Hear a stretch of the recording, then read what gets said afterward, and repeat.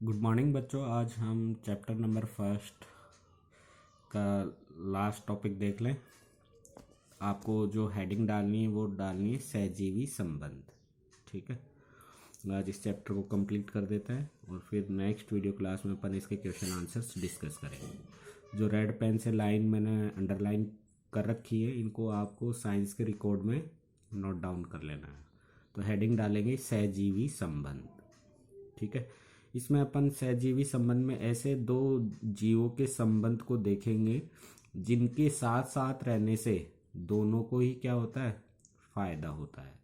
तो इस टाइप के संबंध को क्या कहते हैं, सहजीवी संबंध, जिसमें दो जीवों के एक साथ रहने से दोनों का क्या होता है, फायदा होता है, दोनों को ही बेनिफिट होता है, उस चीज से किसी को नुकसान नहीं होता। इस टाइप के संबंध को सहजीवी संबंध कहते हैं। तो कुछ जीव एक दूसरे के साथ रहते हैं तथा अपना आवास पोषक तत्व एक दूसरे के साथ क्या करते हैं, शेयर करते हैं, बांटते हैं। तो इस टाइप के संबंध को सहजीवी संबंध कहते हैं। ये तो भाई परिभाषा हो गई सहजीवी संबंध की डेफिनेशन। अब इसके कुछ उदाहरण से समझें अपन। तो इसमें दो उदाहरण ले सकते हैं, एक तो इधर वाला राइजोबियम बैक्टीरिया वाला और एक लाइकेन वाला भी ले सकते हैं, एक हर्मिट क्रैब का भी ले सकते हैं। देखिए, कुछ कवक वृक्षों की जड़ों में रहते हैं। उदाहरण में देखिए, कुछ कवक जो होते हैं वृक्षों की जड़ों में रहते हैं। वृक्ष कवक को पोषण प्रदान करते हैं, बदले में उन्हें जल एवं पोषकों के अवशोषण में सहायता मिलती है। वृक्ष के लिए इस संबंध का विशेष महत्व है। देखिए, कवक तो क्या करते हैं, पौधों से भोजन लेते हैं और बदले में क्या देते हैं, पेड़ को न्यूट्रिशंस, जिनको पोषक तत्व कहते हैं, और जल के अवशोषण में मदद करते हैं। तो दोनों को ही फायदा हो रहा है, कवक को भी और पौधे को भी। कवक को तो भोजन मिल रहा है और पौधे को जल एवं पोषक तत्वों में अवशोषण में सहायता मिल रही है। तो एक टाइप का ये भी क्या है, सहजीवी संबंध का एग्जाम्पल है। नेक्स्ट ले लें दूसरा एग्जाम्पल, लाइकेन वाला। लाइकेन कहे जाने वाले कुछ जीवों में भी भागीदार होते हैं, जिसमें एक शैवाल होता है तो दूसरा कवक होता है। तो शैवाल और कवक को कंबाइंड फॉर्म में संयुक्त रूप से क्या कहते हैं, लाइकेन कहते हैं। ठीक है, शैवाल जो एल्गी होती है और जो फंगी होती कवक, एल्गी और फंगी के कॉम्बिनेशन को लाइकेन कहा जाता है। ठीक है, जब शैवाल और कवक एक साथ रहती है तब लाइकेन इसको कहा जाता है। शैवाल में क्लोरोफिल उपस्थित होता है जबकि कवक में क्लोरोफिल नहीं होता है। तो अपन कह सकते हैं शैवाल क्लोरोफिल उपस्थित होने की वजह से सनलाइट की प्रेजेंस में, सूर्य के प्रकाश की उपस्थिति में प्रकाश संश्लेषण क्रिया करती है और अपना भोजन स्वयं बनाती है। और जो कवक को शैवाल से भोजन मिलता है, बदले में कवक क्या करता है शैवाल के लिए, कवक शैवाल को रहने का स्थान, जल, पोषक तत्व उपलब्ध कराता है। बदले में शैवाल प्रकाश संश्लेषण द्वारा संश्लेषित खाद्य कवक को देता है। तो कवक तो उसको देखिए रहने के लिए जगह, जल और पोषक तत्व उपलब्ध कराता है, बदले में शैवाल उसको खाने पीने की चीजें अवेलेबल कराता है। तो ये भी एक टाइप का क्या है, लाइकेन, सहजीवी संबंध का एग्जाम्पल है। तो पहला तो अपन ने देखा कवक और पौधों का। कवक क्या कर रहे थे भाई, पौधों के लिए नमी, जिसको जल कह दें, और पोषक तत्व उपलब्ध करा रहे थे, और पौधे क्या कर रहे थे, उसके लिए भोजन उपलब्ध करा रहे थे। तो दोनों को फायदा था। और जो लाइकेन होता है, कवक और शैवाल यदि साथ साथ रहते हैं तो उसको लाइकेन कहते हैं। तो दोनों का क्या फायदा होता है, शैवाल तो प्रकाश संश्लेषण क्रिया करके उसके लिए भोजन उपलब्ध कराता है, बदले में कवक उसके लिए जगह, जल और पोषक तत्व उपलब्ध कराते हैं। तो दोनों का फायदा है।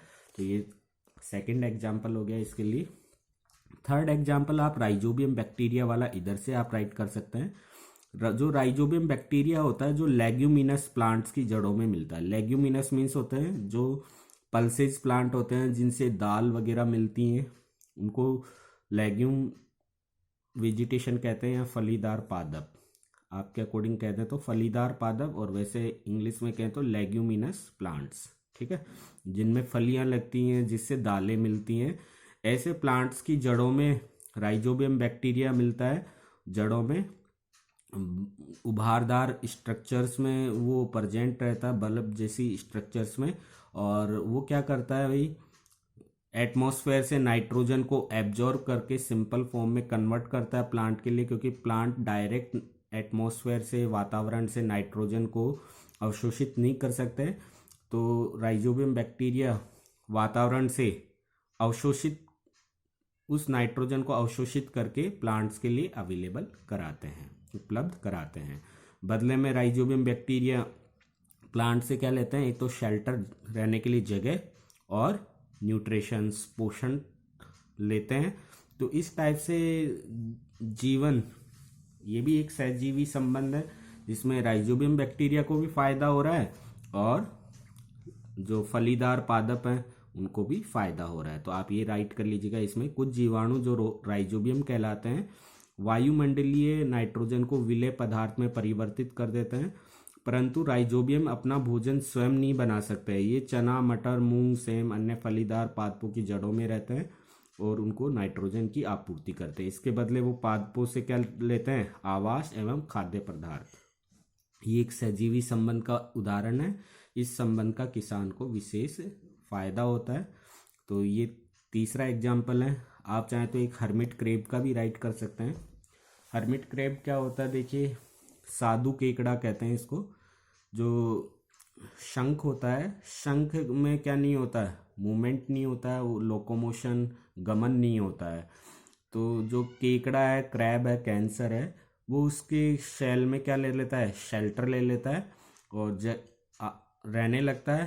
तो एक तो उसको तो प्रोटेक्शन मिल जाता है उससे, और उस शंख को मूवमेंट मिल जाता है। तो ये भी एक टाइप का क्या है, सहजीवी संबंध का एग्जाम्पल है। नेक्स्ट देखें अपन। तो ये वैसे तो 4 एग्जाम्पल्स हो गए, आपके बुक में 3 एग्जाम्पल्स है। पौधों और कवक का एग्जाम्पल, लाइकेन का, जिसमें शैवाल और कवक को लाइकेन कहते हैं कॉम्बिनेशन में, और राइजोबियम बैक्टीरिया का आप राइट कर सकते हैं। अब नेक्स्ट हेडिंग आप डालेंगे, मृदा में पोषकों की पुनः पूर्ति किस प्रकार होती है। देखिए, कंटिन्यू यदि फार्मर, किसान खेती करते रहेंगे तो ऐसे में जो पादप हैं मिट्टी से कंटिन्यू तरीके से निरंतर पोषक तत्व, खनिज पदार्थ अवशोषित करते रहेंगे। तो ऐसे में ज़मीन में पोषक तत्वों की क्या हो जाती, कमी हो जाती है। तो फार्मर्स क्या करते हैं, उसमें खाद वगैरह डालते हैं, गोबर खाद, रासायनिक खाद वगैरह आपने देखा होगा, जो कि उन पोषक तत्वों की आपूर्ति जमीन में करवाते हैं। तो इसमें जो मैंने रेड लाइन में लिखा हुआ है, नोट डाउन, वो आप कर लेंगे। पादप मृदा में खनिज पोषक तत्व अवशोषित करते हैं, अतः मृदा में इनकी मात्रा लगातार कम होती जाती है। उर्वरक एवं खाद में नाइट्रोजन, पोटेशियम, फास्फोरस जैसे पोषक होते हैं। पादपों द्वारा लगातार उपयोग किए जाने के कारण मृदा में उनकी धीरे धीरे कमी होती चली जाती है। इसलिए मृदा को इन पोषक तत्वों से समृद्ध करने के लिए भूमि में उर्वरक खाद मिलाने की आवश्यकता किसानों को होती है। इतना सा आप राइट कर लीजिएगा। नेक्स्ट वीडियो क्लास में अपन इस चैप्टर के क्वेश्चन आंसर्स डिस्कस करेंगे, जिनको आपको अपने साइंस रिकॉर्ड में राइट करना है। Thank you, have a nice day.